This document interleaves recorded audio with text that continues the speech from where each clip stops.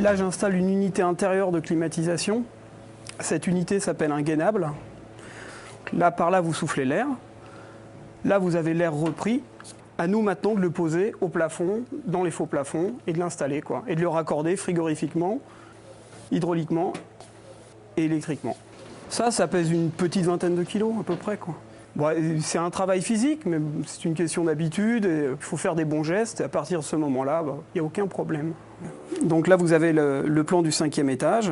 Là, vous arrivez à vous situer dans la chambre pour positionner votre unité intérieure. Là, vous avez la porte d'entrée et là, l'emplacement de l'unité intérieure qui est repéré sur le plan.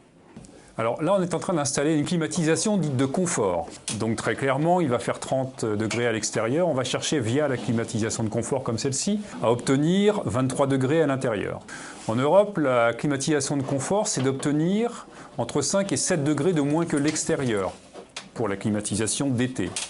A contrario, une climatisation industrielle ou une climatisation dite de précision, elle va chercher à obtenir une température constante dans une pièce, quelle que soit la température extérieure. C'est riche, c'est technique, c'est complet, on ne s'ennuie jamais, voilà. C'est un métier qui demande un savoir relativement important, une évolution permanente, des formations permanentes. Et de fait, ce sont des métiers qui sont très bien payés. Quand Olivier pose sa machine, il travaille autour des câbles de l'électricien, il va travailler autour des tuyaux du plombier, il va travailler sur les cloisons qui ont été posées par le maçon. Donc il y a un respect à avoir du travail de chacun. Moi déjà, c'est de me faire plaisir dans mon travail. Aujourd'hui, c'est le cas, ce que je fais me plaît. Donc, mais effectivement, avec le temps, essayer de prendre un petit peu plus de responsabilité. Dans un bureau d'études, on va avoir un contact avec le client qu'on n'a pas forcément quand on fait du chantier. Donc on va développer une nouvelle compétence et en s'appuyant sur nos anciennes compétences, quoi. Donc c'est pour ça, c'est vraiment varié. Pour abonder un petit peu à ce que dit Olivier par rapport au métier, je m'aperçois en tant que dirigeant d'entreprise que je vois régulièrement des CV arriver de gens qui ne sont pas du tout issus du milieu de la clim, mais qui veulent le rejoindre.